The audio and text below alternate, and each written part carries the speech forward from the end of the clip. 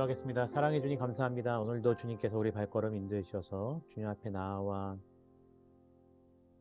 주의 말씀을 붙잡고 오늘 하루를 시작합니다. 주님, 오늘 하루의 삶이 주 안에서 형통한 삶이 되게 하여 주시옵소서. 말씀 가운데 살아계신 하나님이 우리의 하나님 되어 주시옵소서.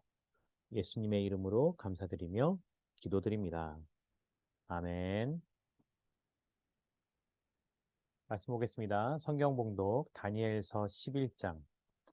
다니엘서 11장 1절부터 19절까지의 말씀입니다.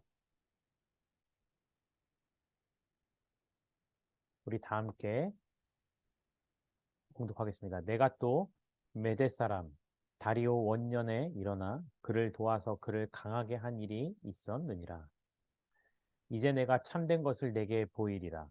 보라, 바사에서 또 새 왕들이 일어날 것이요. 그 후에 넷째는 그들보다 심히 부유할 것이며 그가 그 부요함으로 강하여진 후에는 모든 사람을 총동하여 헬라 왕국을 칠 것이며 장차 한 능력 있는 왕이 일어나서 큰 권세로 다스리며 자기 마음대로 행하리라. 그러나 그가 강성할 때 그의 나라가 갈라져 천하 사방에 나누일 것이나 그의 자손에게로 돌아가지 아니할 것이요 또 자기가 주장하던 권세대로도 되지 아니하리니 이는 그 나라가 뽑혀서 그 외에 다른 사람들에게로 돌아갈 것임이라. 남방의 왕은 강할 것이나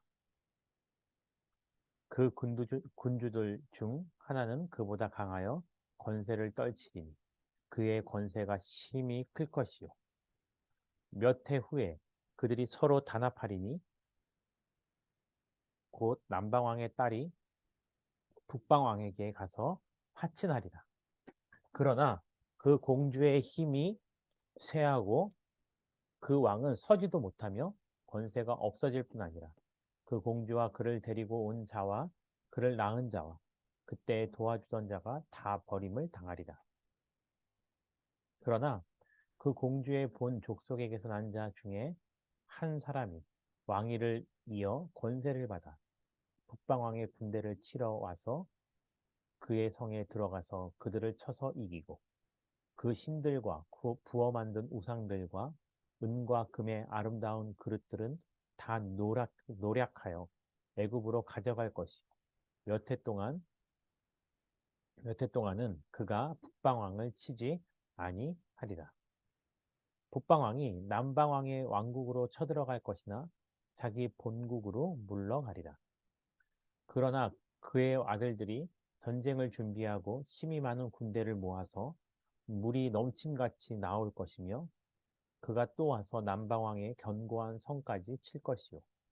남방왕은 크게 노하여 나와서 북방왕과 싸울 것이라. 북방왕이 큰 무리를 일으킬 것이나 그 무리는 그의 손에 넘겨준 바 되리라. 그가 큰 무리를 사로잡은 후에 그의 마음이 스스로 높아져서 수만 명을 엎드러뜨릴 것이나 그 세력은 더하지 못할 것이요. 북방왕은 돌아가서 다시 군대를 전보다 더 많이 준비하였다가 몇 대, 곧 몇 해 후에 대군과 많은 물건을 거느리고 오리라.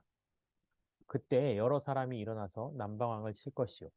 내 백성 중에서도 포악한 자가 스스로 높아져서 환상을 이루려 할 것이나 그들이 도리어 걸려 넘어지리라. 이에 북방왕은 와서 토성을 쌓고 견고한 성읍을 점령할 것이요. 남방 군대는 그를 당할 수 없어 또 그가 택한 군대라도 그를 당할 힘이 없을 것이므로 오직 와서 치는 자가 자기 마음대로 행하리니 그를 당할 사람이 없겠고 그는 영화로운 땅에 설 것이요 그의 손에는 멸망이 있으리라.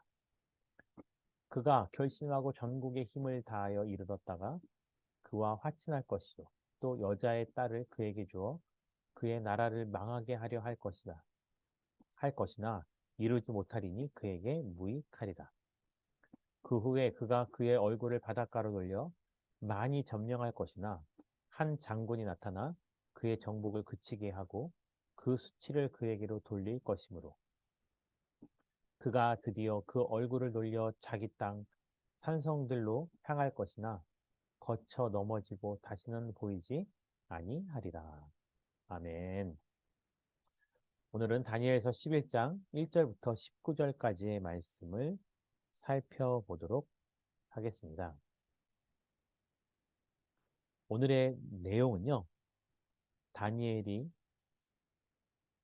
보았던 그 환상에 대해서 그것이 실질적으로 역사 속에서 어떻게 앞으로 진행되어질 것인지에 대해서 아주 구체적으로 기록하고 있습니다.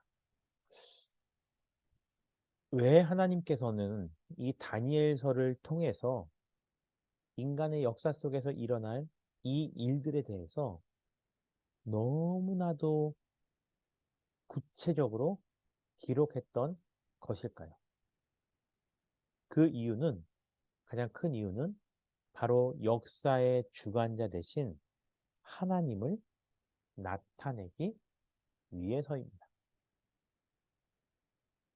그래서요, 2절부터 내용을 보면요, 2절의 내용은 바로 페르시아 왕국의 네 왕을 의미합니다. 특별히 페르시아 왕이요, 많은 왕이 있었지만 그 가운데 가장 유명했던 네 왕만을 오늘은 언급을 합니다.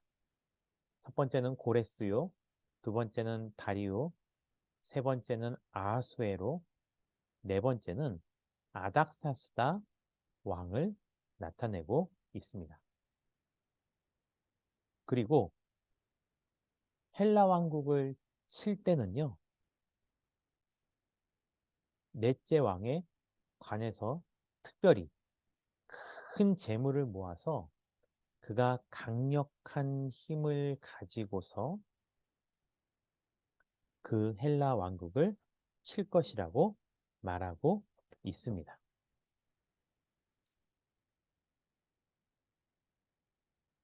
하지만 그 페르시아 왕국도 결국은 영원할 수 없었습니다.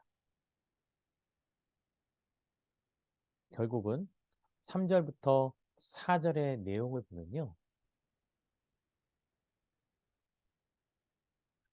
알렉산더라는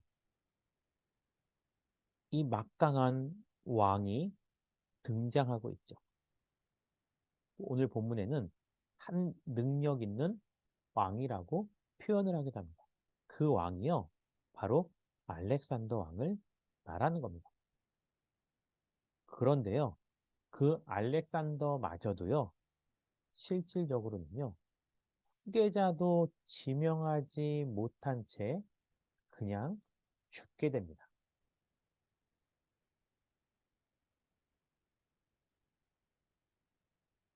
그래서 사절에서는요, 그의 자손에게로 돌아가지 아니할 거라고 성경은 미리 예언을 하고 있었던 것입니다. 실제 알렉산더는요, 이복 동생에 의해서요, 바로 317년과 BC 317년과 310년 사이에 암살을 당하게 됩니다. 그리고 알렉산더의 적통이 뿌리째 제거되고 나서 그의 제국은 그의 친자가 아닌 다른 사람에게 넘어간다라는 성경의 예언은 그대로 이루어집니다. 그리고 사절에서는요, 그 나라가 뽑혀서 다시 그 외에 다른 사람에게로 돌아간다라고 말하고 있는데요. 실제로 마게도냐와 그리스와 드라게, 그리고 소아시아, 그리고 그 동쪽을 포함하는 시리아, 그리고 이집트와 북아프리카, 이렇게 크게 네 왕국으로 그 제국은 분할되게 됩니다. 그리고 나서 5절에 보면요. 남방의 왕은 강하고 그 군주들 중 하나는 그보다 더 강해서 권세를 떨칠 거라고 말하고 있습니다. 알렉산더의 죽음 이후에 헬라 제국이 네 왕국으로 분할된 후에 이집트를 차지하고 있던 프롤레미 왕조를 창건한 프롤레미 1세가 바로 오늘 5절에서 말하고 있는 왕입니다. 그리고 6절부터 9절은요. 제2차 시리아 전쟁을 의미하고 있고요. 이 시리아 전쟁을 끝난 후에 프롤레미 왕조는 정약 결혼을 통해서 셀류코스 왕조와 정치적인 화친을 합니다. BC 252년 프롤레미 2세는요. 딸 베레니케를 아내가 있는 안티오코스 2세와 결혼을 시킴으로 말미암아 실질적으로 화친을 위한 결혼이 이루어지게 되는 거죠. 이렇게 성경은요, 오늘 본문 말씀은 다니엘서의 이 예언이 이루어지기도 전에 이미 성경은 굉장히 세밀하게 역사 속에서 일어날 일들에 대해서 정확하게 기록하고 있었고요. 그 일들을 통해서 하나님께서는 역사의 주관자 되시고 전지전능하시기 때문에 앞으로 일어날 일에 대해서도 분명히 알고 계신다라는 겁니다. 그 말씀을 통해서 우리가 우리 삶 가운데 적용하며 살아가야 될 것은 역사의 주관자 되신 하나님을 우리 입술로 고백하는 겁니다. 물론 그 역사 속에는요, 우리가 받아들이기에는 굉장히 유익하고 행복하다라고 말할 수 있는 것들도 있고, 반대로 우리가 받아들이기에는 너무나 큰 고통과 어려움이 다가오기도 합니다. 그럼에도 불구하고 온전히 우리 눈앞에 보이는 현상을 바라보는 것이 아니고요. 그 역사의 주관자 대신 하나님을 바라보며 나아갈 때 모든 것이 끝날 것만 같았던 그 작은 나라 이스라엘이 그대로 완전히 멸망해버린 것이 아니라 그 역사의 흐름 속에 어딘가는 살아남아 있었고 그 하나님의 백성된 자들이 그 어마어마한 그 역사의 흐름 가운데 비록 작고 연약하지만 그들의 삶은 인간의 힘으로 좌지우지 되지 않았다라는 것. 그 가운데 여전히 하나님께서 그들의 손을 붙잡고 계셨고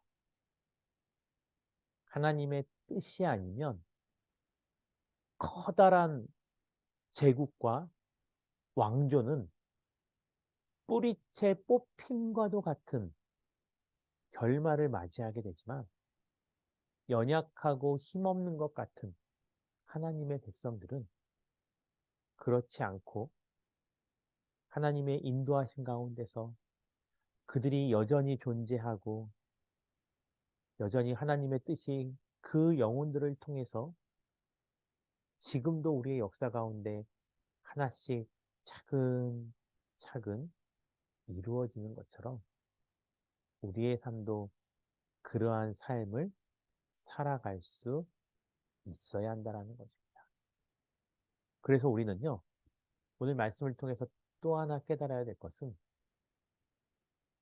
아무리 세상에 권세와 능력이 있다 하더라도 그것은 절대적일 수 없고 일시적이다라는 것. 세상의 모든 것을 집어삼킬 것만 같은 힘이 있다 하더라도 그것은 하나님의 그 인도하신 가운데 한순간에 지나지 않는다라는 것. 그래서 우리는 하나님 앞에서 더욱더 낮아지고 겸손한 자세가 필요하다라는 것입니다. 그리고 하나님께서는 하나님의 뜻을 이루시기 위해서는 이스라엘의 그 주변에 있는 애굽이든 아수르든 바벨론이든 페르시아든 헬라 왕국이든 로마든 그 어떤 나라들을 통해서도 하나님은 역사하실 수 있고 그러한 나라들도 이 하나님의 경륜 안에서 이루어지고 있다는 것을 우리가 인정하기를 원하신다라는 것입니다.